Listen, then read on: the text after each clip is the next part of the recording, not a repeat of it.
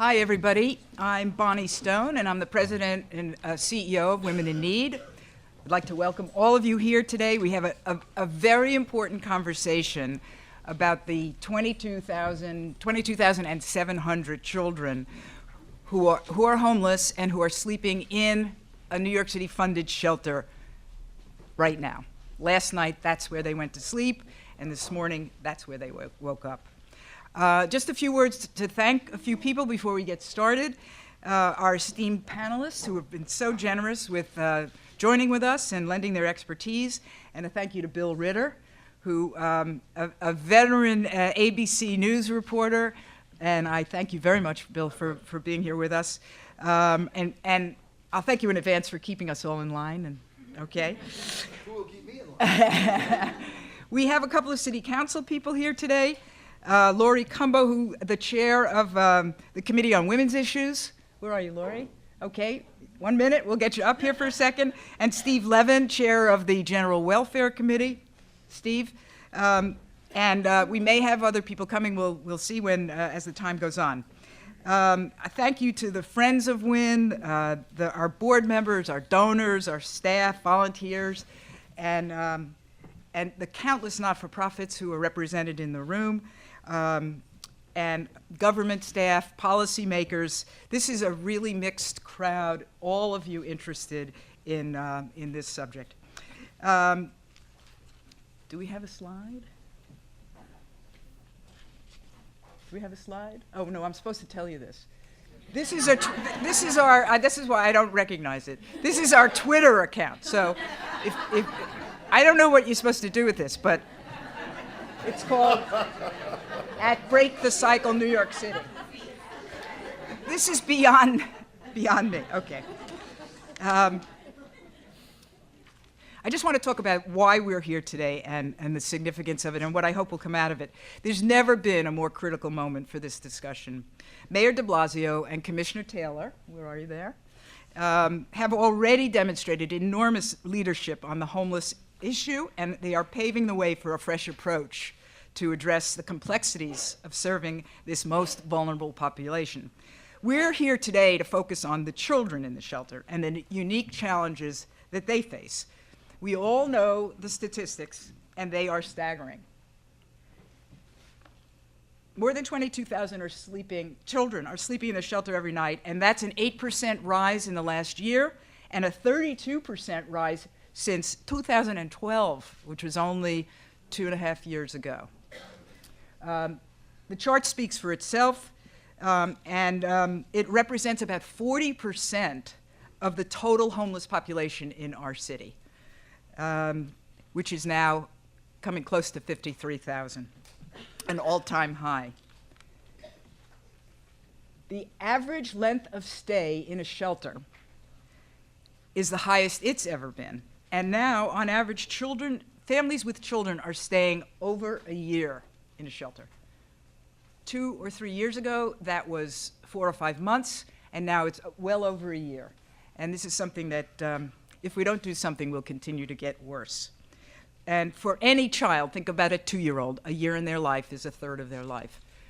It is a huge amount of time for a child. And given the trauma that many of them have encountered before they entered shelter, and the difficulties and the stigma associated with being in shelter, the impact of homelessness over this period of time is significant.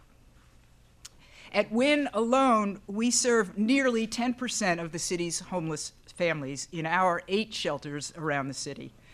These children come to us at varying stages in their growth and their development and their age, and because of that, we have decided to segment the population by age because each group has a different set of vulnerabilities and different needs. So, of the children, can you go back? Of the children, 42% of them are 5 or less. It's a huge number. That comes up to about, citywide, that's about 9,000, close to 10,000 kids, little ones. Another almost 40% are in the 6 to 12-year range. And lastly, the teenagers, 13 to 17, 19%.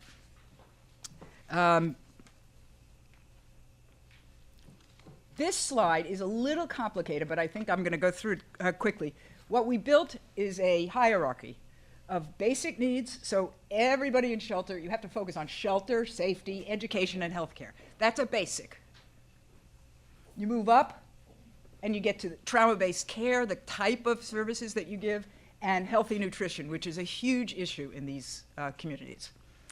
Then at the top are the more specialized services, and they're very few and far between in the shelter system, and this is something that I think we really need to focus on very heavily. For the 0 to 5-year-olds, there's developmental assessments and delays, there's therapeutic play. For 6 to 12-year-olds, the after-school component, and for 13 to 17-year-olds, there's a thing called prevention. And we're talking about public health issues here, talking about sexuality, about obesity, about substance abuse. And just a little sidebar, the 13 to 17-year-olds who are in our shelters are so embarrassed and so ashamed about being in shelter that they talk to nobody. They lie about where they live so their friends don't know about it. And they're very, very inward based. And when you can bring them out, and we have programs that get them going, we can have an enormous impact on them. So it's an opportunity for public health issues.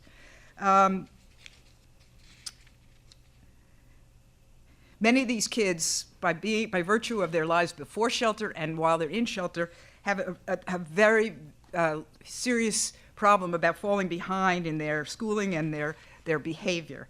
And many of them are frankly falling through the cracks.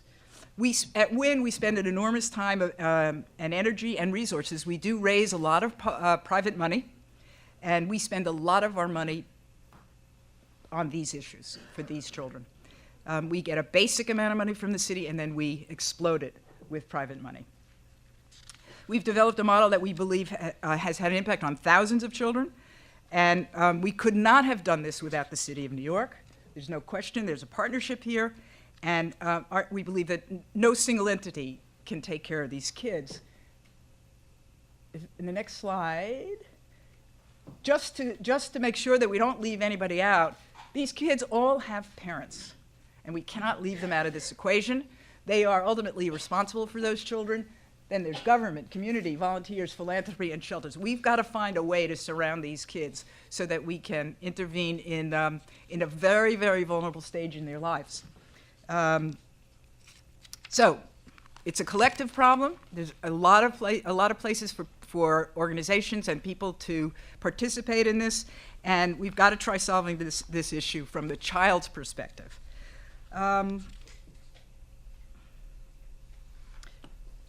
Lori, I'm going to stop my remarks right now. There's plenty of people to talk. Lori Cumbo, if you'd come up for a moment. Lori is chair of the Women's Issues at the City Council, and this is her first year, and she's already made a huge impact. So, Lori, excuse me. I always come in with a bang. Good morning, everyone. Good morning. I am so honored to be here.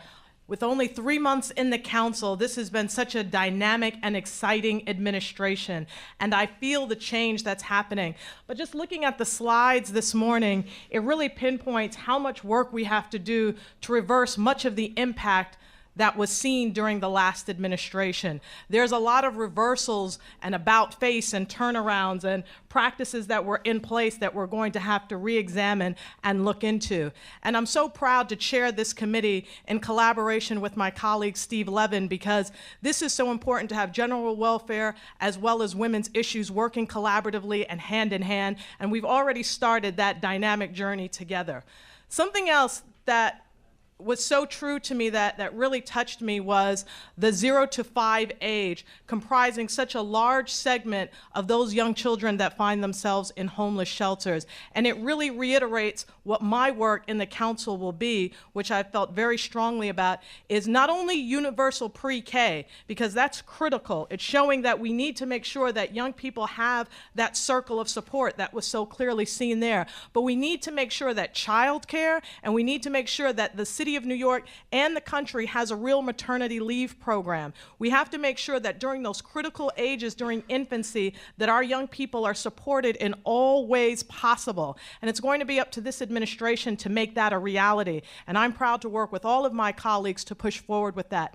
But homelessness is something that we have to tackle, because unless we address that issue, all of the wonderful and dynamic things that we want to do as a city will never be realized or accomplished. If our children don't have a place to lay their head in a safe, comfortable, and nurturing environment, the education success that we want to see will not be realized to the full extent. Healthy children that are healthy not only in mind but body and spirit as well will not be accomplished. And this is something that we need in order to create whole individuals that are going to be able to contribute to the advancement of this city, contribute to the global world, and I am excited to be a part of that. And as the chair of the Women's Issues Committee, I have claimed 2014 the year of the woman, but I have changed that. This is the administration of the woman, and we are going to make sure that the equality that we so rightfully deserve, that our grandmothers have been fighting for so many of these issues, that they are realized, that these issues of equality are realized in this administration, and I know that we are going to do a dynamic job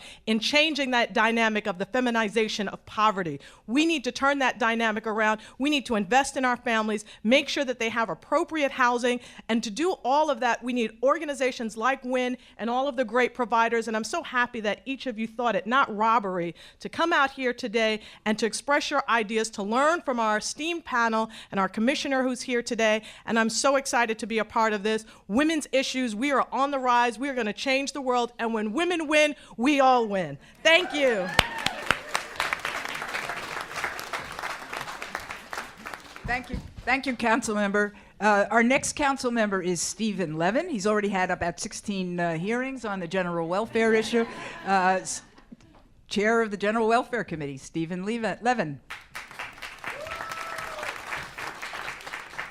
Thank you, Bonnie, and I want to thank my esteemed new colleague, Lori Cumbo, who is doing a fabulous job as chair of the Women's Issues Committee and working in partnership on making sure that we start right out of the gate and that we're making a difference in families' lives.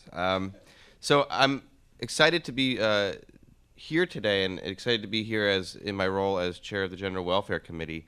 And it's as Bonnie said, I mean, this is such a critical time. We have, not only do we have an opportunity right now, but we have a tremendous obligation and responsibility to start to really refocus on the issues that are so critical right now. And where we are in terms of family homelessness, in terms of the number of children in the shelter system, the number of families in the shelter system, the number of individuals across the spectrum that are in the shelter system demands that the city and the state and the federal government refocus its resources. One thing in just looking at the last two slides about the continuum of care and the community of support, we need to make sure that the government is stepping up and not just focusing on the primary needs and the secondary needs, which are things that we have a basic obligation, a legal obligation to do, but that we're looking at the specialized needs and we're putting resources behind it. A couple of years ago, I was at a round table where somebody said that budget priorities equal policy. That where we put our money in terms of our city dollars, our tax dollars, that equals our policy. And if we're not doing that, we are leaving a generation of children without the support that they need. And so I'm excited to work with Commissioner Taylor and Deputy Mayor Lillian Barrios Paoli, who and the mayor himself, Bill de Blasio, who used to chair this General Welfare Committee, and we know has a deep and abiding passion for this issue, that we're going to be able to refocus what we're doing in New York City and how we're allocating our resources and how we're developing our programs. One thing just to speak of very quickly, last week we went up to Albany. I went up with members of the administration, staff at DHS, to make sure that the state removed prohibitive language so that we can start to develop a program, a new program for a rental subsidy so that families can have a helping hand getting out of the shelter system.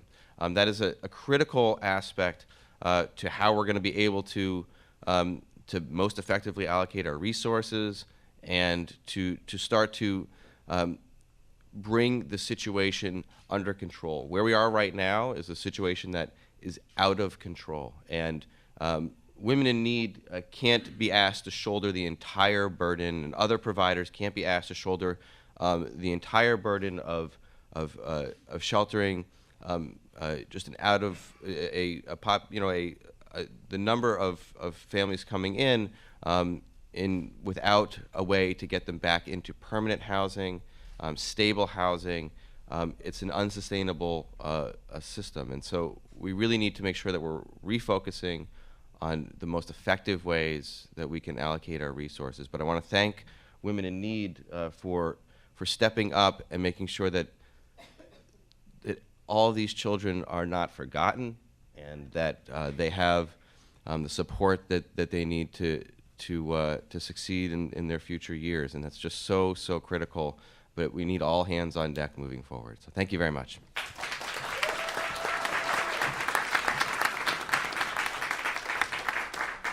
Thank you, Steve. We have one panelist who's going to set the stage for us with some of the science behind the need to take care of these children. Carmela DiCandia is the director of the National Center on Family Homelessness, very experienced researcher, and she will share a snapshot of her recent research to help frame this conversation. Carmela? Yes.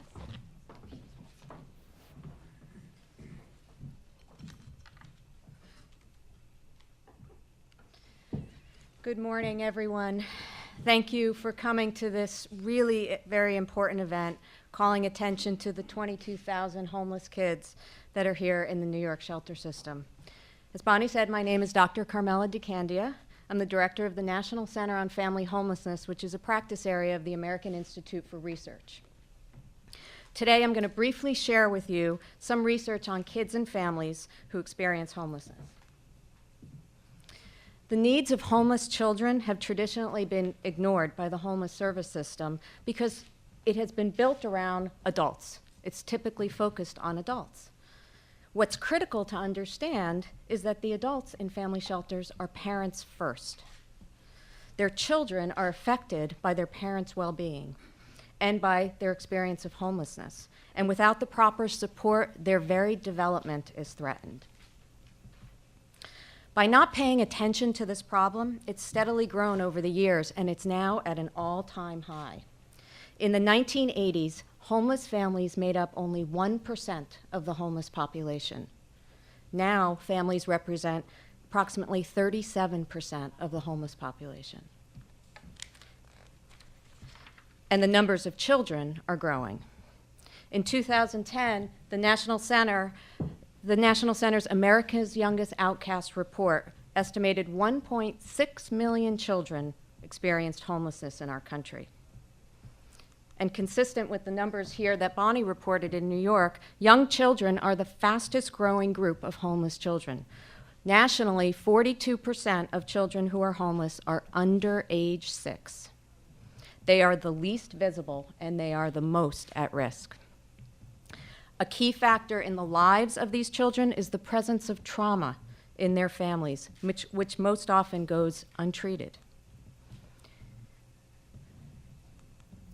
By age 12, 83% of homeless children have been exposed to at least one serious violent event in their life.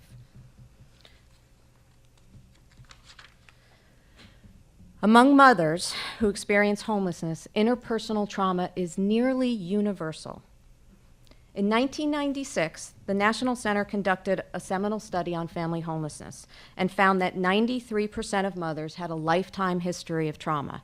And you can see from this chart the types of trauma we're talking about. This is interpersonal violence. Here we are 15 years later, and the National Center completed another study called the SHIFT Study, Services and Housing for Families in Transition. funded by the Wilson Foundation, this study found the same rate of lifetime trauma for the homeless mothers. In this study, 1/3 of these mothers met criteria for PTSD, post-traumatic stress disorder. 1/3.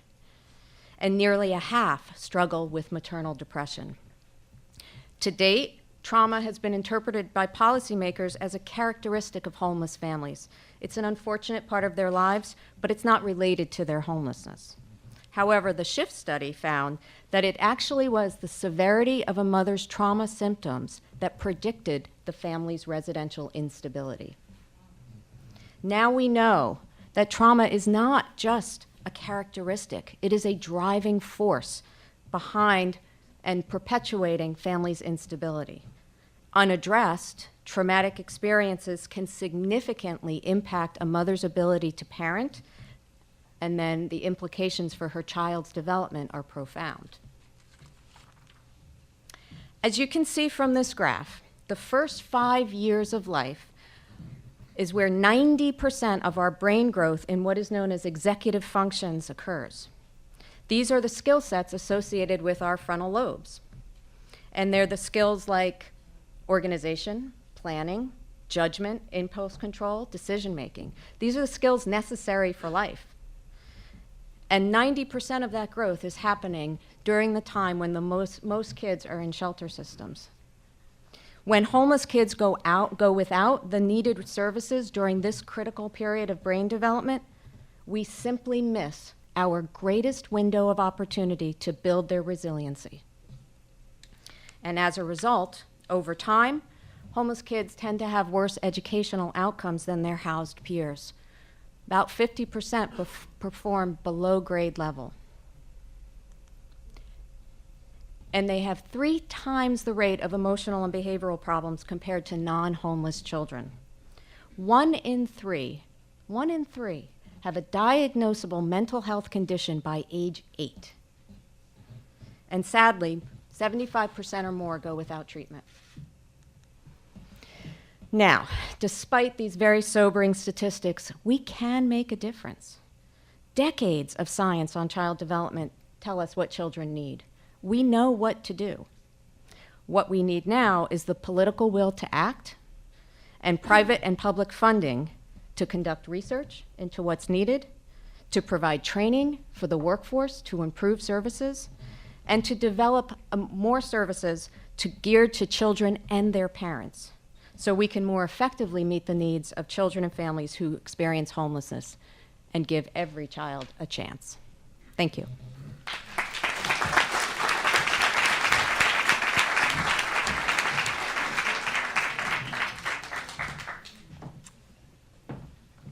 Bill, you're on. Well, does everyone else feel uplifted after seeing those statistics? You know, I don't like to live in the past. There is a part of me that feels, first of all, welcome.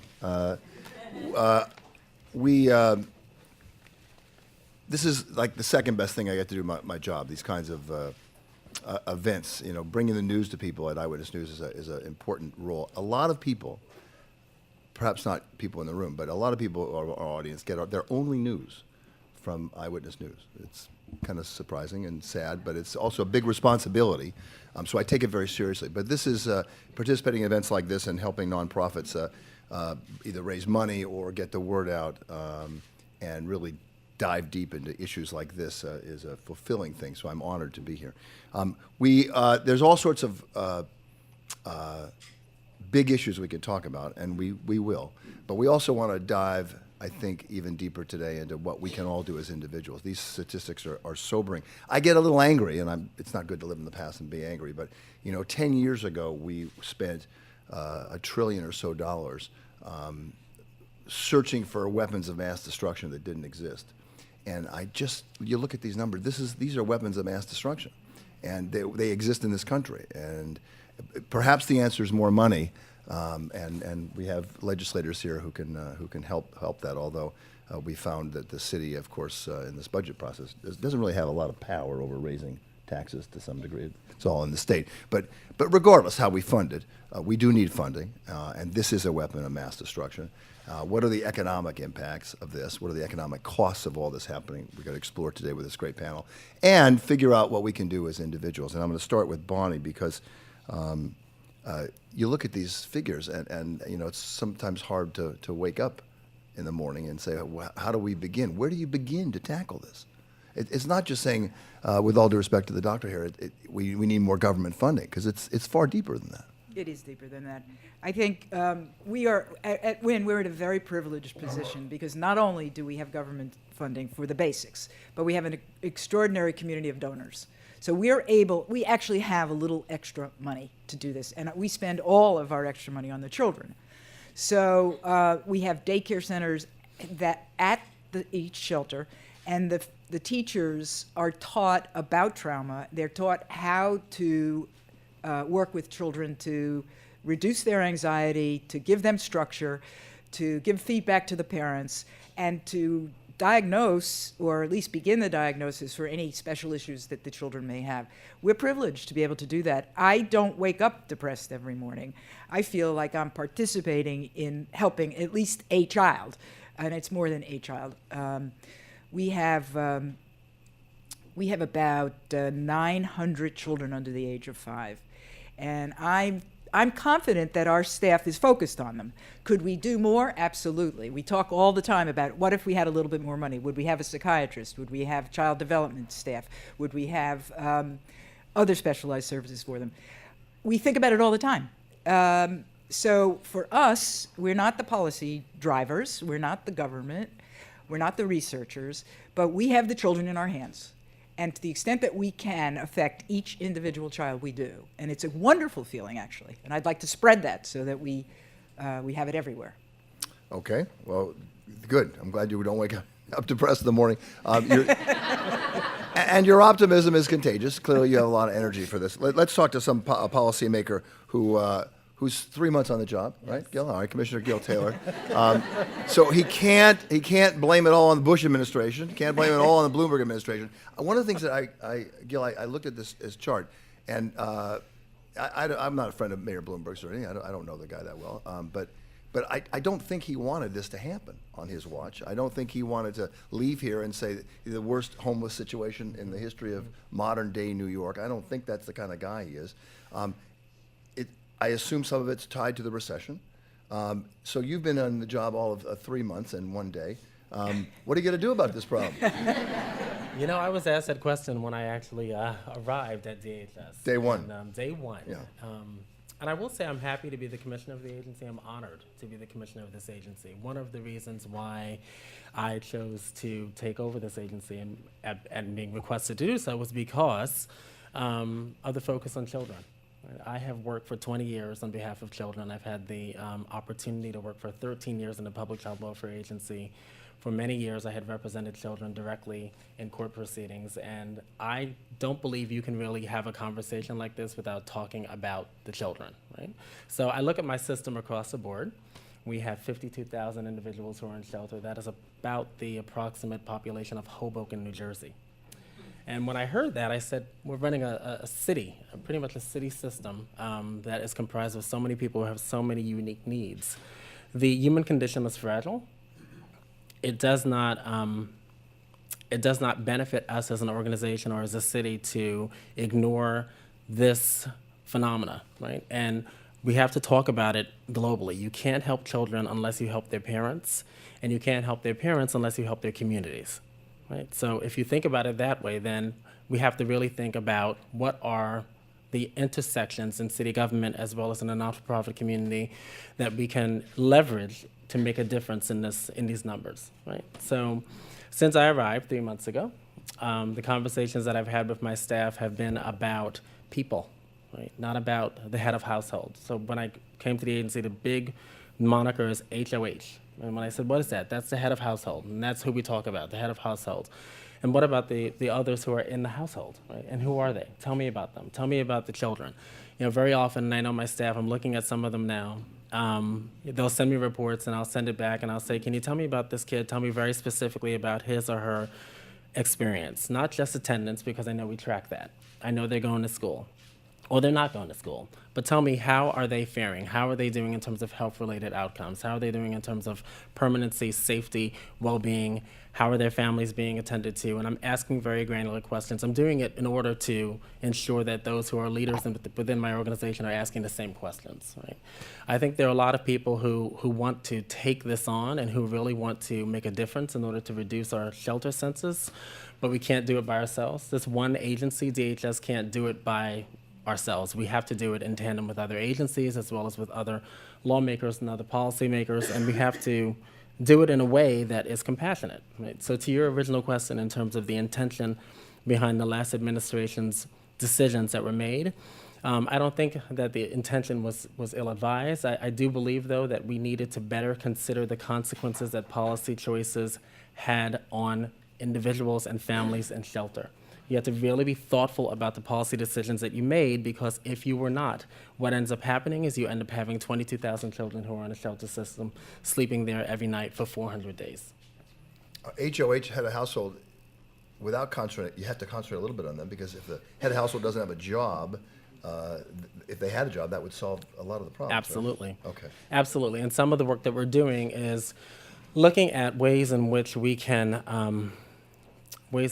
tap into resources, whether it's employment training, whether it's vocational training, whether it's just connections to actual communities from which families and children and individuals come, to make sure that they have some way beyond the shelter system to exit, some way to actually have a long-standing connection that will help them to achieve permanency, not just for housing, but also for everyone's well-being who's in shelter, because it's a traumatic event. I'm a layperson, and you probably know more about this than I do, but as I understand it from getting briefed by all the women in need people, the mayor, what happened to the city was that the federal and state funding for the housing shelter subsidies ran out, and the city found itself in some stasis that they didn't want to be in, right? And they could not, they didn't appeal that, or they didn't fund it themselves, and so we ran out of those subsidies. And that's one reason which sparked the huge increase. So was that Mayor Bloomberg's fault? Was that his administration's fault? Was that the prior commissioner's fault? I don't know. Was it all of our faults that we didn't lobby for that? I don't know. But that's the situation we ran ourselves into. So now we're in that situation. We can't do anything about getting those subsidies, I guess, except lobby and maybe get the council to demand it. But now we're faced with this problem with the children. But that's the problem in a nutshell, right? Am I wrong about that? People understand that, right? Yes, Okay. it's a big part of it. Okay. But a big step, I will say, but there's been a change in the budget language, the state budget language that took place with the adoption of this new budget that will now allow us to have conversations with the state in furtherance of developing a real rental assistance plan for families who are in shelter. And so will- I don't have specifics, but I do have at least the opportunity now to have that conversation. Will universal pre-K apply to children in these shelters? We would hope, right? I would hope so. I mean, I think that there's a real opportunity to think about DHS's role in stabilizing households and actually working with other city agencies to create a sense of normalcy for children and parents while in shelter, that could then actually put them on a path to improved education outcomes, not only attendance, but childcare engagement, UPK engagement, and then a need to really think strategically about, as we have new opportunities to move families out to permanent housing, how do we actually make sure that those community connections to essential programs and child and family lives remain stable? Let me just introduce, and I should have done this from the beginning. That was Dr. Jennifer March. She's the executive director of the Citizens Committee for Children in New York, a leading expert on child and family policy. She's a big and tireless advocate for every child in New York City, especially those living in shelters. Jen, what does it mean when we see these statistics for these kids? Bonnie talked about the numbers. What does that do to children at that crucial, and Carmela talked about the crucial mindset, executive training, decision-making, impulse control. What does it do in the long run? What does that mean for us as a society? Well, I mean, I think clearly all of the research documents well that children that experience this level of instability in their life are traumatized and insecure. And so there's a real opportunity, I think, to think about place-based services for children in shelter. Not only things like childcare and recreational activities that are really normative and allow them to, participate in social activities with their peers, But also there's a real benefit, I think, too, to think through, should we have on-site health and mental health care, so that we can not only really quickly assess what children and their parents need, but also intervene with appropriate services. And then I think our bigger challenge is, once we stabilize the household, is how to begin to think about, there are some needs that aren't addressed expeditiously, and we'd want to make sure as families move out of shelter that they have connections with early intervention services should the child need them and have developmental delays, or there could be ongoing need for therapy for quite some time, and you want to make sure that those relationships with their therapists are solid and ongoing. It's for a child that's had a lot of instability in their life, you don't want to see service instability as well. You want to actually try to create connections with service providers that could be, significantly, I don't want to say long-term, but at least for the duration required, so that you create a sense of normalcy and safety for the child. Those are the needs. How much of that's being met? Well, I think in many of the Tier 2 shelters, there are a lot of services that are wrapped around the families. I think that there are fewer services in cluster sites and hotels, and we really need to begin to think about that. My preference would be that families are only placed in shelter environments where there's a robust array of services around them, so that they can feel safe, secure, and have all of their needs met. Okay. Now to introduce you to our fifth panelist, David Salzman is the executive director of the Robin Hood Foundation. It's been fighting poverty in New York City. Since '87, Robin Hood has been applying innovative investment principles. It's really sort of redefined the model, economic model here, to philanthropy in an effort to improve lives. David, how has this problem shifted your analysis and your donations? Robin Hood was created in large part to address the needs of homeless families. I first met Women in Need's extraordinary founder, Rita Zimmer, in 1984 when I was a graduate student at Columbia writing about homeless families. And I interviewed Rita, and at that time, I think there were 3,000 or so homeless children. That was shocking. That was appalling. That was something that we all needed to focus on then. Thanks to Rita, we were able to set up some programs to serve Thanksgiving meals to homeless families. And out of those meals emerged Robin Hood. Wow. And Robin Hood has been lucky enough to support Women in Need WIN since 1989. And we are really thrilled to have been your partner all this time, Rita and Bonnie and everybody else at Women in Need. You mentioned what happened on Mayor Bloomberg's watch. The number of homeless families rose under Mayor Koch, under Mayor Dinkins, under Mayor Giuliani, and under Mayor Bloomberg. Like Bonnie, I wake up in the morning excited about the work that we do, and I'm particularly excited because I think under this new mayoral administration, with this new city council, we have the opportunity to actually come up with some bold, innovative, exciting, and successful interventions that will decrease the number of children, the number of families, the number of adults who are living in homeless shelters or living on the streets of New York.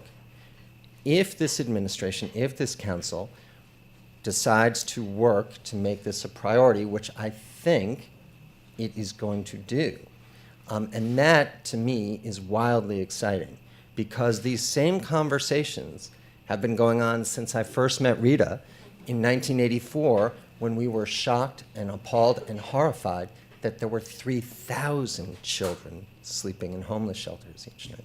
And now there are 8 times that many. Yes. And so we're even more shocked. Yes. So what are the conversations we should have? What should be done from your point of view? Well, I think we know what the answers are. There was a slide up earlier. You had a great quote. There's no magic here, right? So what do we need? We need affordable housing. We need social services. We need to focus on the needs of other people's children in the same way that we would focus on the needs of our children. So let's just come together and do that in a massive and bold way. Let's make this a priority for all of us, not just in this room, but in this city. Let's show the rest of the country, the rest of the world, what can happen when New Yorkers come together to solve what seems to be an insolvable problem. How do we want to do that? That's great. I think the mayoral primary might have just gotten a little bit more interesting in 4 years from now. How do we begin to go about it without being too bureaucratic? I was thinking about that very same thing today, and I'll throw this out. We have a flip tax in my co-op. When you sell your apartment, you pay the flip tax to who? To the other tenants, right? Why? Because we need infrastructure in the building to be maintained. So why not? I bought my apartment back in 1994. If I sold it, I'd make a lot of money. It's all on paper, of course. But if I sold it, why not take some of that flip tax and even pay more on the profit, on the real profit, and put it to guaranteeing housing for people in the city? What's wrong with that? I made money. I'm going to make money on housing. Why not give a little teeny bit? How much is it? What small percentage, minuscule percent, and do that?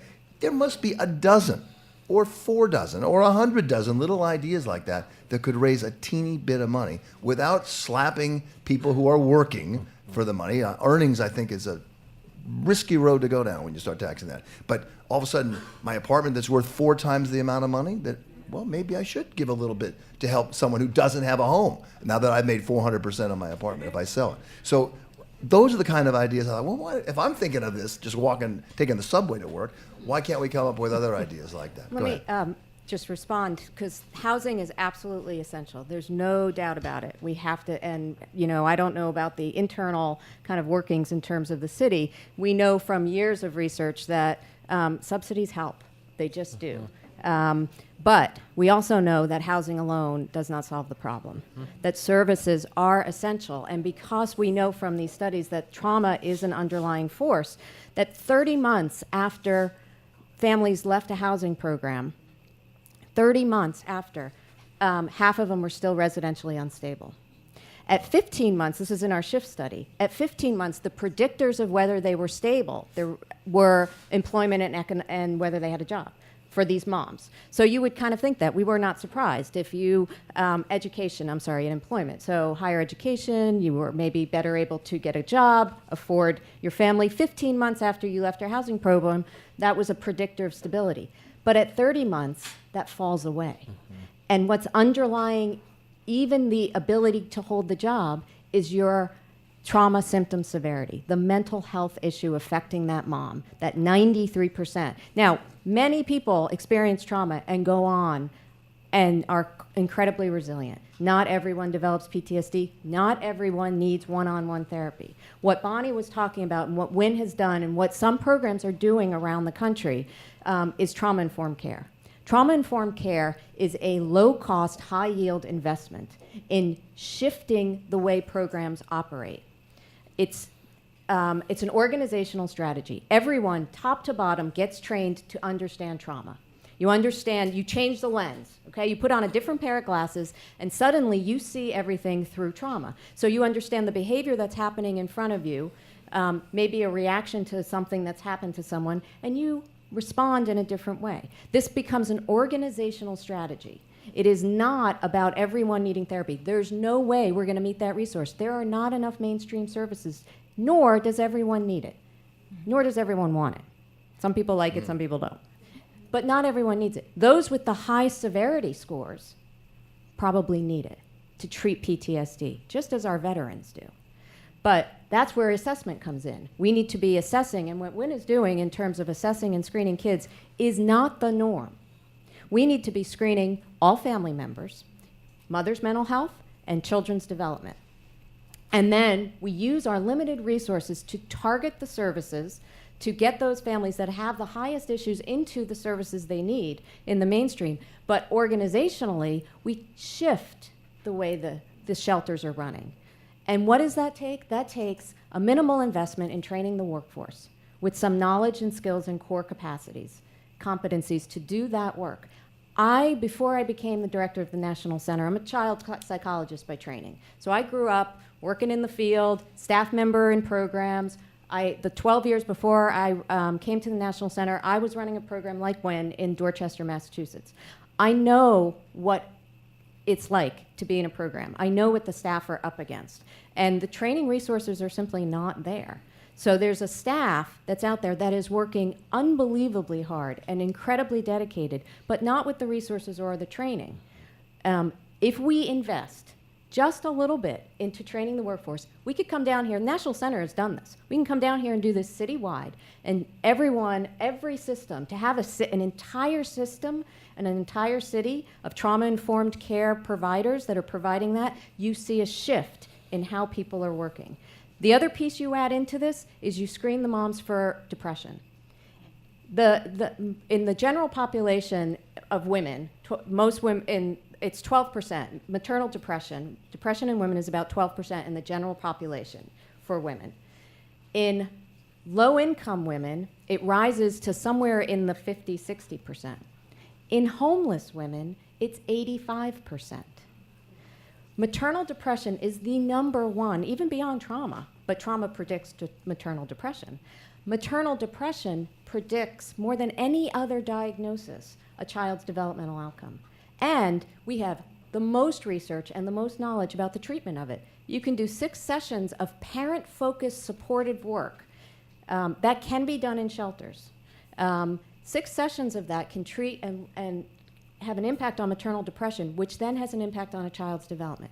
It goes back to the issue of trauma-informed care as an organizational strategy and shifting our perspective to be parent-focused.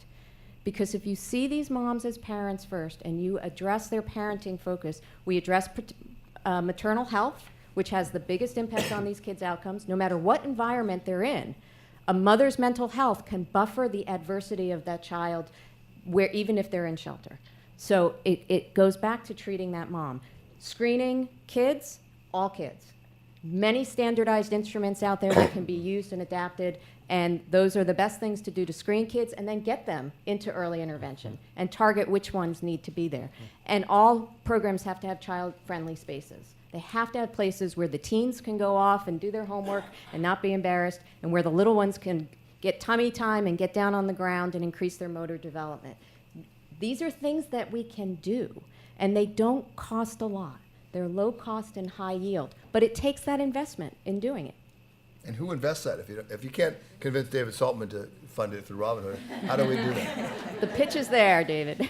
We fund programs similar to those, and we'll continue to fund programs similar to those because that's what's needed. That's what's been proven to work, and we just need to partner with government to bring it to scale. Yeah, it is about bringing it to scale because it's happening around the country, but it's not happening in a uniform way. And it is about partnerships, public and private, to say, let's invest in this training. We have the curriculums. We know how to do it. We invest in training the workforce, and we shift how it's worked. The St. Mary's, where I came from before I came to the National Center, was part of an early grant that the National Center had, which is kind of funny that I've now ended up there. But we went through a process, a 2 or 3 year process where folks came in, trained us to be able to continue training our workforce. And what I saw in that program was a program that was not geared towards kids and families. It was a very young program at the time and very, very traditional in its rules and regulations and the way families kind of were addressed. And the practice shifted. Staff had a little bit of information that allowed them to respond differently instead of punitively.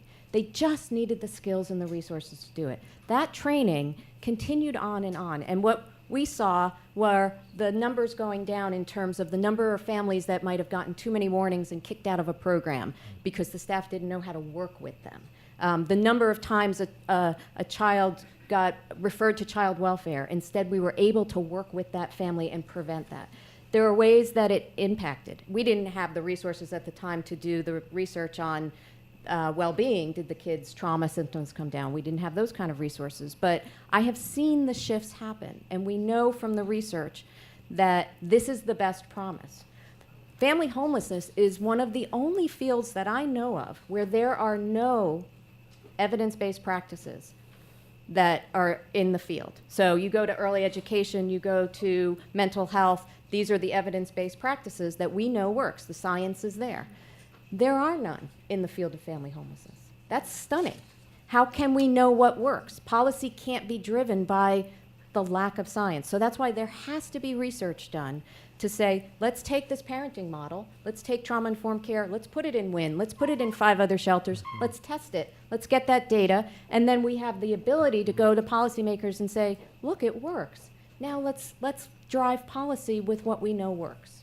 Jen, do you want to say something? I was just going to say, we also know practical things that, many of which is coming out of research supported by Robin Hood that will support homeless families and families in poverty generally that we need to focus on in order to help the commissioner make sure that we're preventing entrance into homelessness, and when homelessness occurs, a more expeditious exit. And those things are like policies that it really help people find employment and have higher wages. There's a commitment from this administration to leverage opportunities to create living wage jobs. We also have an enormous amount of work out of Robin Hood and the single stop services to make sure people are connected to the earned income tax credit, SNAP benefits, cash assistance.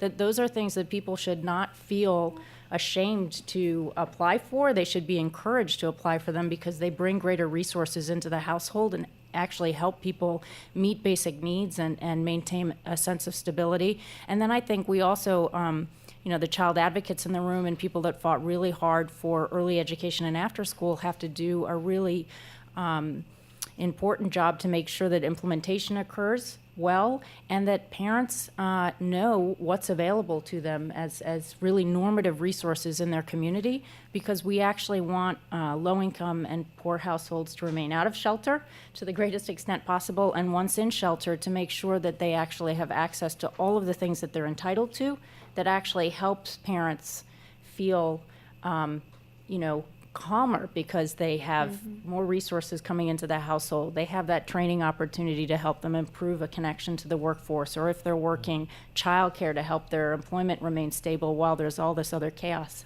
happening in and around shelter. And anything we can do to reduce those length of stays or prevent entering shelter is absolutely, those are other strategies. I'm talking about the services while people are in. Right. But because we know also from much research in the SHIFT study that kids coming out of emergency shelter tend to have the worst outcomes. Right. They aren't looking better afterward. And so the less amount of time, they're just not environments for kids. Right. And the other science talks about the ACE study that people might know of, the Adverse Childhood Experiences study, that looks at the number of adverse childhood experiences you have in childhood and then looks at the outcomes you have in adulthood. And this goes back to the cost to society. But what that study shows and what we know from the research is that when you hit kind of a cumulative number of adverse experiences, you're homeless, you've had childhood trauma, you've had 3 schools in a year, you start piling up adverse childhood experiences. We're resilient. This isn't all gloom and doom. We are resilient people. So we're able to buffer, and if we have supports and a strong mom and parents to buffer us, we can be resilient. But then there's a number where it's just too much. And when you get, as a child, between 6 or 7 ACEs, adverse childhood experiences, piling up, you have a 90% chance of having a developmental delay. And then the cost later on in school is profound. So we've got to get in there early. It's not just the cost of the child, right? I mean, these children are Exactly. our future. They're going to fund Social Security. They're going to fund our retirements. And they're also going to be productive members of society. So when they are not productive members of society, it's the same problem with education in school. You've got 50% of black kids sometimes dropping out in New York City schools. So what's the economic impact of that? It's not just on that family, it's on society. They're not productive members of society. And then when they get in trouble, it costs us money. $60,000 a year, $61,000 to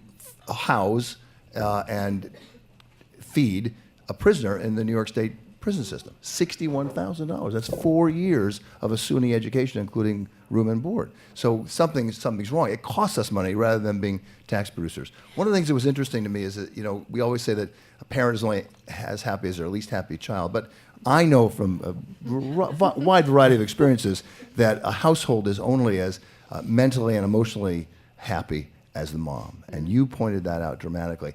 The services that you talked about, it's not just a living wage, because a living wage, a minimum wage, in Connecticut's going to $10.10 an hour for a family of 4 that's still below the federal poverty level. So you need these other support services. What kind of support services have you found? Do we need to expand it? Do you think your department's doing a good enough job? So we definitely need to expand it. One commitment that has come from this administration, I'm happy to announce it today, is really looking at our families who are multi-system involved and finding a way to ensure that those families are being afforded the very best contact with each one of our systems, whether it's with child welfare, obviously DOE, which is a naturally occurring network, families involved with HRA for public service and benefits, DOHMH, and really thinking about all the city agencies that touch the lives of these families and children, and really bringing us together in a way so that we can work collaboratively and collectively in order to serve them. Right? So the Deputy Mayor, Barrios Paoli, at my request, she is convening an interagency task force with leadership from all of the Human Service, Health and Service agencies, as well as HPD and NYCHA, to really look at how the city as one entity can improve our reach and our outcomes for families and children who are in shelter. And you're announcing that right now? I'm announcing it right now. Yeah, we're making news. Our eyewitness news cameras here, so that's, it will be we got that DOE. on tape. Great. The membership agencies will be HRA, ACS, DOE, Health and Hospitals. Who am I missing? HPD, NYCHA, DYCD, and DFTA. Yeah. So we're really excited that we're going to come together and really think about how do we leverage our efforts. So many of those agencies have anti-eviction efforts, right? So how are we working together in order to prevent shelter entries? How are we working with families who are jointly ACS involved? There are 25% of our families in shelter who have some type of child welfare involvement. ACS has a very rich portfolio of preventive services and interventions that can help to stabilize households, that can address the trauma impact on the parent and on the child. How are we making sure that our families are being availed of that service in a way that's consistent with what's happening with them in shelter? How are we breaking down the silos that existed across city agencies in a way so that we can have a better reach and a deeper touch? Before we began our program, you said one of the ways you're already doing that is that the Department of Education has a liaison with every school, with every shelter. Yes. So that person, that liaison, is working Yes. with the kids in that shelter. The ratio is a little skewed now because we have so many kids in the shelters, but there is already that liaison. There is. I mean, we've had a strong relationship with DOE for many years. Obviously, school attendance is something that's very important. The experience of children in school and ensuring that they're attending, it's one naturally occurring network that they have that they should be connected to in a consistent way. We monitor and track the attendance of all children who are in shelter, who are of school age. Reports are reviewed and are really kind of looked at to determine what are the barriers that may be preventing a child from being in school continuously enrolled without any disruption or interruption. And we're making sure that that is one constant in the life of a child that can continue. So by having co-located DOE liaisons in our shelters for families with children, they help parents to navigate the school system. They help us, our staff, to understand what the issues are, what the challenges are, and we're able to have a really open line of communication in furtherance of the child and their educational outcomes. Good. I would like to give each of you the opportunity, since we have the commissioner here, and he's already made news. But as he's formulating what this is going to look like in the next 4 years, if you could have a wish list, what would the 3 wishes you'd ask for him? I guess we're going to be the recipients of this, so I better be careful. Let me just say, I really would like to pick up a little bit on what was said here before. Yeah. About 3 months ago, we started a pilot program called the WIN Academy, which is to do exactly what you're talking about, which is to change the mindset and the training of the staff into a trauma-based, strengths-based model so that we can affect the mothers and affect the children through that kind of work. So any support to do that, we just started this pilot, and it's we haven't even evaluated it, but we're not waiting for the science. We never wait for the science. We just plunge ahead. So, but we need to spread that throughout, and if that could be spread throughout the sites, it's not that expensive, and I think that would be wonderful. The other thing is you skipped over something that Gil said earlier, which is very powerful. There now is the open door to create rental subsidies. That didn't exist last week. It happened this weekend. And I think you were very modest about talking about it, but the city went at the state legislature and changed the language at the last minute before the budget was passed, so that now there is the possibility of having rental subsidies for families. Wow, that's great. if you can do that for a significant number of families, then you will have made a huge difference. How did I skip over that, Gil? Because he's very quiet. Yeah, I guess it's the low key. All right, so those are two things, right? Yes. You get it. All right, Doctor? I would say two things. All kids need to be screened. Somehow, whether that's a requirement, whether that's something that all providers are encouraged to do, however that comes about, but screening all members of the family and screening all kids, because if we know early enough and we get in there early enough, we change the developmental trajectory.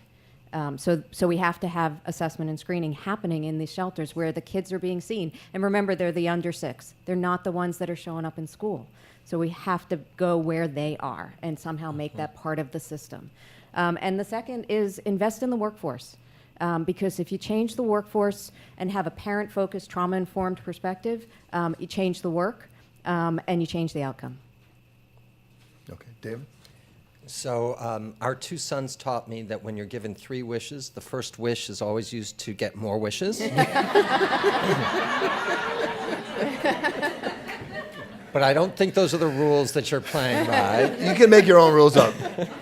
So I think my first wish would be that the commissioner, the city council members, the mayor, and everybody involved in this administration work to make sure that fighting homelessness is at the top of everybody's agenda. Mm-hmm. That the second wish would be that we really focus on a bold effort, and the mayor said that he is going to try to create or preserve 200,000 apartments, but to even go beyond that to make sure that there is affordable housing in this city, not just for the families who are currently homeless, but for the families that are just on the verge of homelessness.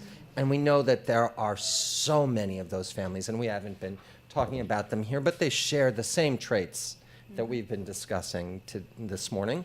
And the third thing I would say is to really reach out and make sure that this is something that everybody in the city focuses on. I think that it's been our experience at Robin Hood. I think it's been Wynn's experience. I think it's been your experience, all of our experiences, that when we ask private citizens to get involved, to help, they do. Sometimes it's with their intellectual resources. Sometimes it's with their financial resources. This is such a big issue. We need to make it at the top of everybody's agenda. Okay. I mean, I would echo all of those things, and just to be more of a nuts and bolts person on the ground, I think that we should focus on making sure that when families come into shelter, they're only placed in shelter that actually do have a robust array of services present on site.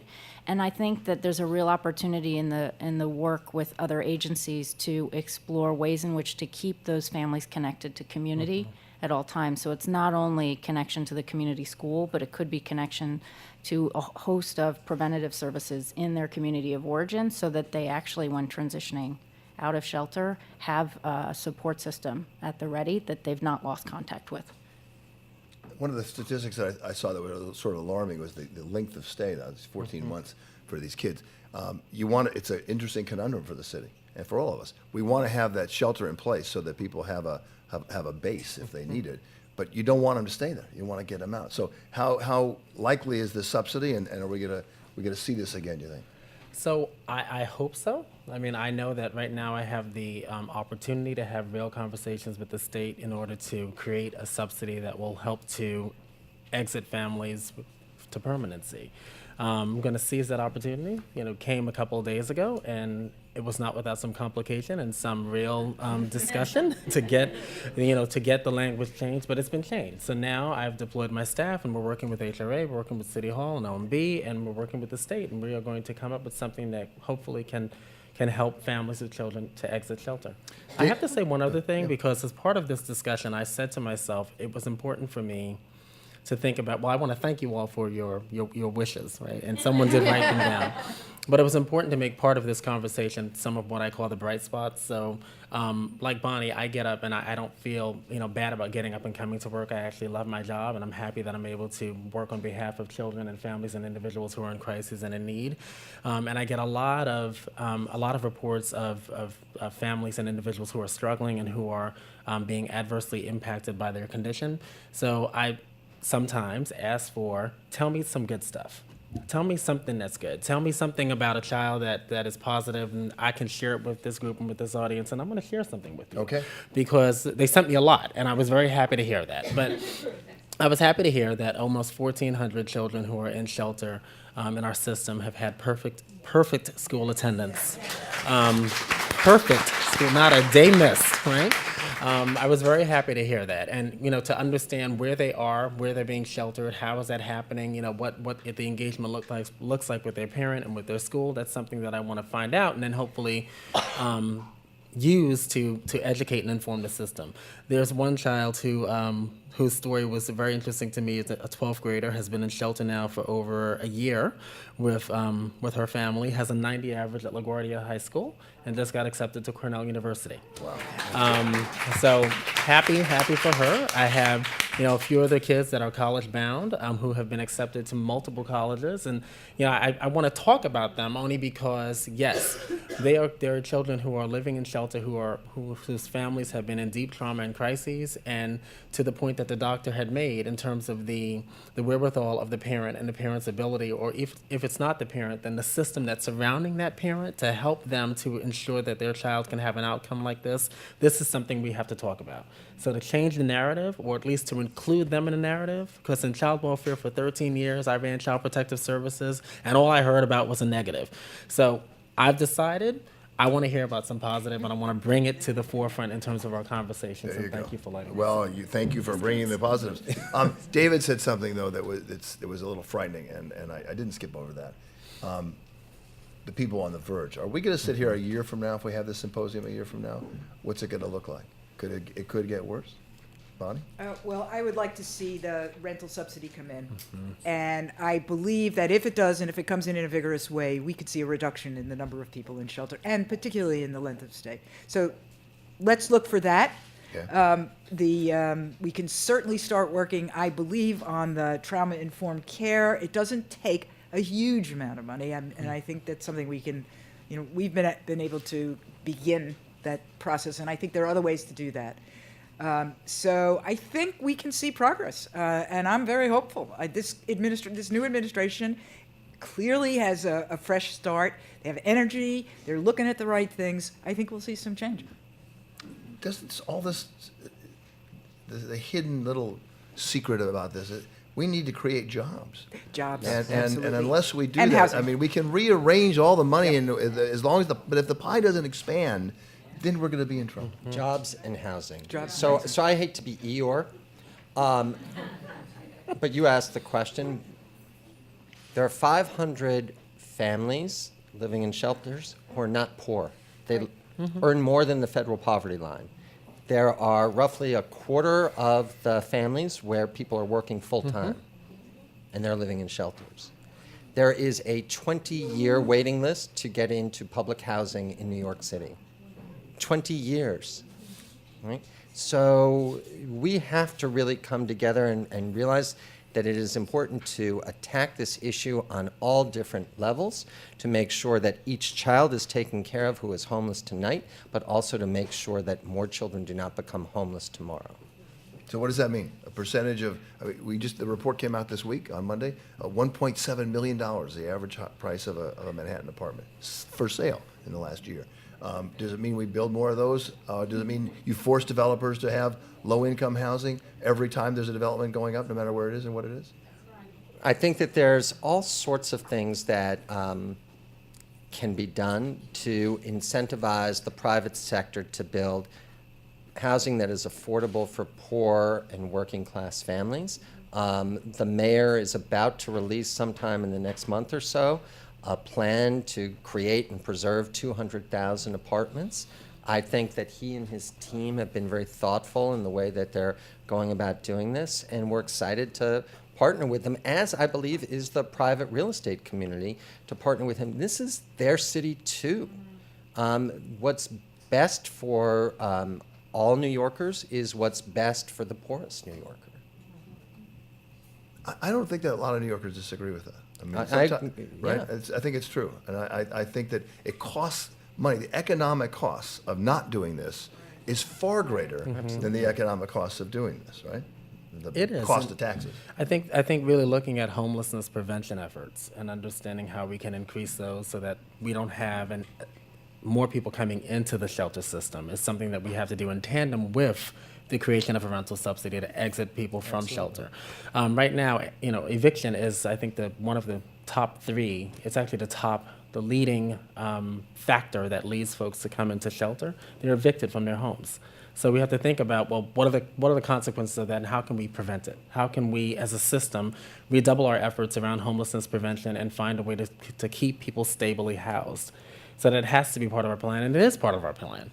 But it's to your question of, what is causing that eviction? Do they need a job that pays more? Because working full time, if you work full time in a job that doesn't pay you a wage that you can sustain on, you're working full time, but you're still not going to, gain any traction. You're not going to be able to support yourself and your family. So thinking about income, thinking about earnings, thinking about ways in which we can have people stay in place where they are and not come into shelter, and also strategize around getting this shelter census down, so that next year, when we're sitting here, it will look different. It'll be back to 3,000, what you did when you were a graduate student at Columbia University. Let's hope that happens. We want to get to 0, but 3,000 looks pretty good from this perch.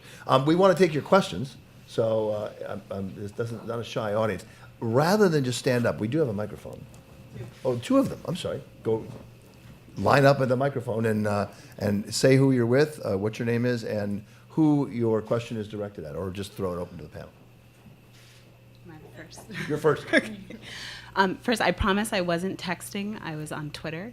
And so were a lot of other people. So I'm org capacity. That's what that is Twitter, Bonnie. Yeah. So my name is Maeve Pollock. I do independent consulting work and research, and I'm org capacity on Twitter. I saw people going back and forth a lot, which I thought was a really nice discussion, too. I wanted to say I like the approach that you're taking with trauma-informed care. And when I see breaking the cycle in New York City, I see breaking a cycle of intergenerational trauma, and so I think that that's really important. And I wanted to encourage us also to find a way to talk about families that makes neither mothers nor fathers invisible. And I think that that's something that hasn't been mentioned at all today, is that these children also have fathers, some of whom are custodial fathers and some of whom are non-custodial fathers. So I just want to encourage us to bring those men back into the conversation also. That's a good point. We did talk about the moms, but that's a very good point. And there are more fathers and more single dads who have entered, especially since the Great Recession, and we kind of bumped into middle-class families, foreclosures falling in. So you've seen a little bit, but typically, the typical homeless family is typically a mom and 2 kids, and the mom is typically in her 20s. So you're talking not just about young child development, but that young adult development. Young mother, Yeah. Well, I I think that breaking that cycle of intergenerational trauma really involves making sure that fathers are able to stay in their Absolutely. children's lives. And that's one of the reasons why we have to help the boys who are in shelters today, because they are the fathers tomorrow. Yep. Good point. Great point. Next, go ahead. Sure. Good morning. My name is Sandra Collette. I'm the Executive Director of Child Welfare Organizing Project in East Harlem. I would like to say thank you to all of the panelists for your interesting comments and views pertaining to homelessness. With that being said, I just want to say thank you to Gilbert Taylor, because I think that the connection between all of the commissioners within New York City around this issue, one city, one family, one child, is going to be the key, along with the evidence-based trauma-informed at each entity. I think it's important. So I just wanted to say thank you, and I'm very excited. I cannot tell you how excited. But anyway, thank you and good morning. Sir. Hi, my name is Mike Kerwin. I'm a program officer for the Robin Hood Foundation. And Dr. DeCandia. This can't be good. I have plenty of time to ask you questions later. He might have 3 wishes. But Dr. DeCandia, not to grill you too much on any of these, but at Robin Hood, part of what we're always looking for is the most effective programs to fight poverty. And so I'm curious, do you think that the most effective programs for ameliorating trauma already exist and we just need sort of the research base to validate them and divert public funds to them? Or do you think we're still waiting for a truly impactful trajectory changing program to help families who are experiencing significant trauma, especially those who are living in shelters? Yep. There's a lot of trauma, what are called trauma-specific services that are developed. These are more of the therapies, cognitive behavioral treatment that's trauma-focused for very certain populations. What needs to happen for that kind of thing in terms of the therapies is that they need to be researched with homeless families, because the research doesn't exist to say they are effective and evidence-based. They are likely because they're effective with many similar type families. Families in Head Start, that kind of thing. So similar but housed. So we want to have the research base to say these evidence-based practices are the ones we should be using for homeless families. And when we do refer to a mainstream provider who is trained in that model, they know that this is going to work. In terms of an organizational system, trauma-informed care really is a model that there's a lot that has gone on about that for years. It's just not been brought to scale. It gets confused with trauma-specific. So when people talk about trauma, we got to do trauma services, we think everyone needs a therapist. That's not what it is. It's what Bonnie's doing. It's about an organizational shift. And what we need to be able to do is then bring that to scale and then measure the impact of that. And that's the research that is only emerging and that we need to do more of. So then we can really say, this is how it works, and these are the challenges to it, and this is how it works. Great. I would add that there are other service delivery systems like the Child Welfare Service System, who's done a lot of work with teens on multi-systemic therapy and family functional therapy, that it'd be great to actually think about engaging teens in shelter and in those programs, and also track and test and evaluate their application there. And there's a lot we can learn from other systems, obviously. Hello, good afternoon, I think at this point. Is it still morning? Still morning. Morning. 25 more seconds. Running along. Hi, my name is Saida Dunstan. I'm the Director of Programs at Diaspora Community Services, which is a multi-service organization in Brooklyn. And I wanted to just kind of jump on the training. I think that that's huge, and it's some of the things that we discuss internally with our staff is trauma-informed care, because we know that the majority of our families are definitely affected by trauma. I want to talk, though, about training and a little bit about cultural competence and disparities, which wasn't touched on at all. And in New York City in particular, I think disparities is something we need to discuss. Bill Ritter talked about young black men who don't come out of the school systems, but I think we haven't talked about why, in New York in particular, the cultural competence with trauma-informed is really important because of who is actually in the systems. So I just wanted to kind of throw that out there as something that we should be talking about. Do we want to tackle that? I'd like to say something. I mentioned a little earlier that we have a new program called the WIN Academy, and a full day and a half, which is a long time for training, is actually devoted to cultural competency. And when we first started to talk about it, we began to think, well, wait a second. We're kind of we're in theoretically a post-racial society. That is obviously a little bit of a pipe dream, but the cultural competency comes in all kinds of layers. It's not just about race. It's about poverty. It's about roles. It's about actually understanding people's background. We did a little exercise in the WIN Academy to see whether people understood who they were talking to. That's their colleagues. And the lack of understanding of the other person's point of view is overwhelming. So when we talk about cultural competency, there are ways to get at it. And I think it's incredibly important. And I hope that's part of the trauma-informed care, which is to see another person and not just assume you know everything about them, because you don't. And so thank you for that comment. I think it's really very important. It's so important. As important as it would be anywhere else in the country, it's particularly important in New York City. 37% of New Yorkers were born not just outside of New York City, but outside of the United States of America. Add in their kids, it's about 60% of New Yorkers are first or second generation Americans. So beginning to understand that, beginning to understand the other things that Bonnie just mentioned, is so important in delivering any service, in having any conversation. It wasn't that long ago that you go to Ellis Island and they like to boast that 30% of Americans can trace their heritage to Ellis Island. It's not so true. It's not as true anymore.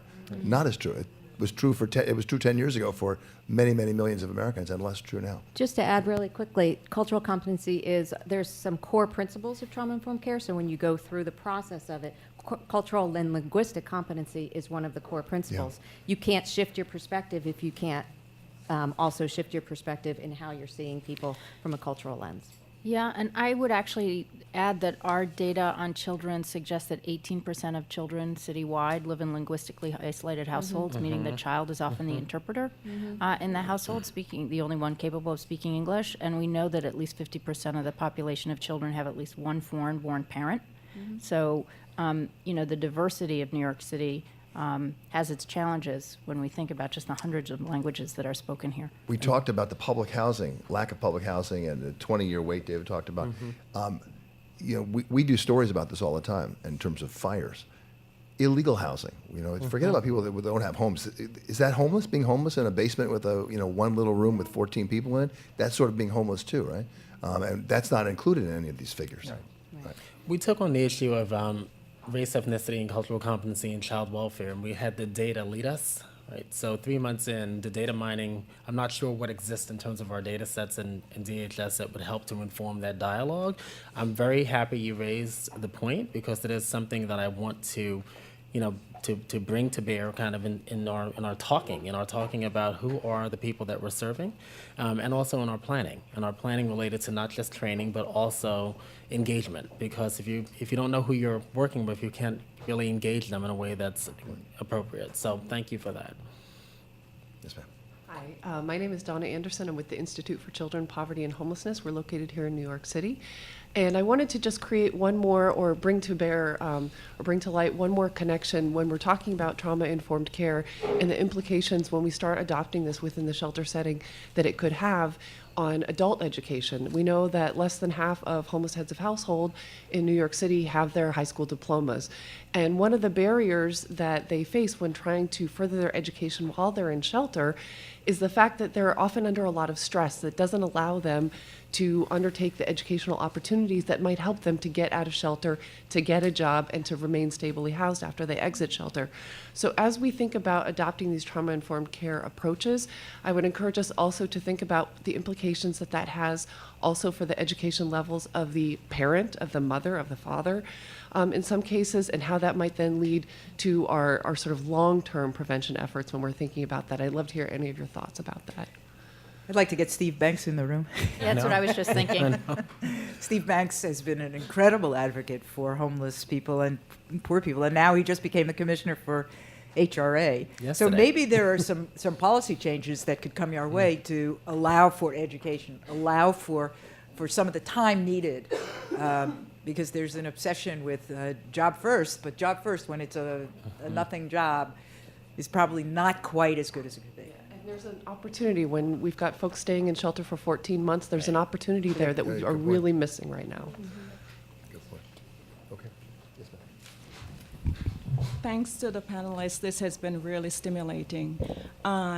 Commissioner, you said before that you are getting the agencies that touch the lives of children and families together. And as a member of the steering committee for the providers for healthcare for the homeless, there are about 10 grantees that provide healthcare services to homeless families. I would like you to consider having us at the table because we have been doing this for a very long time. So DOHMH is going to be one of our member agencies, and to the extent, I hope that they have connections with your organization. If they don't, then obviously we would want to have your voice as part of the conversation. One thing that I'm struck by, I guess related to health outcomes for children and individuals who are in shelter, one thing that really resonated with me when I took over this position is when I hear of health-related incidents in shelter, I always hear about EMS being called. I always hear about the emergency room being the primary care provider for the individual, for the child. And it's so interesting, only because I don't know to what degree we are, as a system, fostering connections related to primary health care, right, for families and for individuals who are in shelter. And if EMS is literally, I would see reports that come daily, that the child had a nosebleed, we called EMS. The child fell down and hit his head, we called EMS. The mother had a seizure, we called EMS. And I just wonder, where are the connections with community and public health? So how can we actually leverage DOHMH's portfolio and other organizations in order to ensure that we're attending to the healthcare needs of all those who are in shelter? Something that is very much on my radar, I'm very, very interested in, and would welcome to hear from you. Great. Thank you. Thank you. Any other questions? Oh, okay. Hello, good morning. Bonnie, thank you very much for convening this discussion. Commissioner, thank you to you and your staff for having the language changed this weekend and the work beforehand and opening up the opportunity for a rental subsidy. I know much is to be figured out in the detail. Is there an opportunity that it might be available to people who are on the verge of going into shelter? I'm one of the directors of the home-based homelessness prevention program in East New York, and very much about prevention. So I can't rule it out. I can't say that it's not something we would want to consider. It would be dependent upon how big the subsidy is. It would be dependent upon how much money we can actually invest in the subsidy program.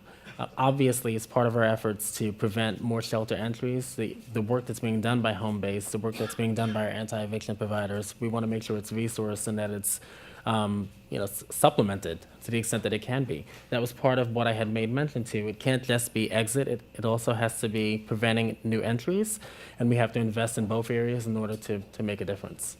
So it's something that I want to consider, but I don't know yet if I can. Thank you. Okay. Thank you.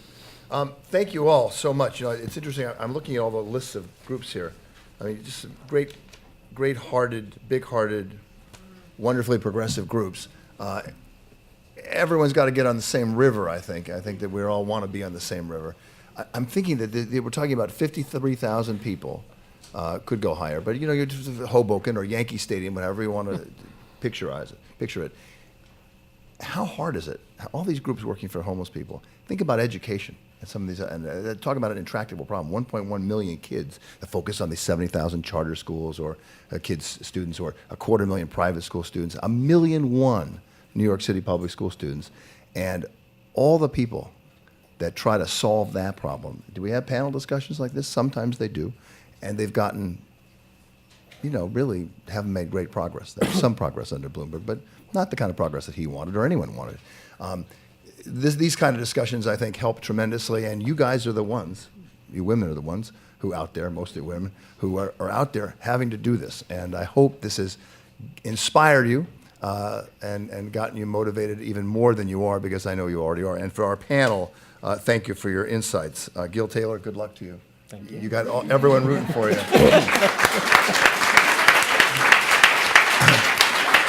I, for one, am very glad you wake up excited to help people every day, because we need more of you like that. So good luck. We're all on your side, I think. And I know we are. Dr. Jennifer March, David Saltzman, Dr. Camelia De Candia, okay, and Bonnie, with a closing statement if you'd want. But thank you for hosting this today. I don't really have a closing statement. I am thrilled to have been able to pull this panel together. We are at a crisis point, and I think that there's an energy and a desire and a will from all levels to tackle it. And I'm just delighted to hear the optimism. And Gil, we'll be in touch. Thank you all very much.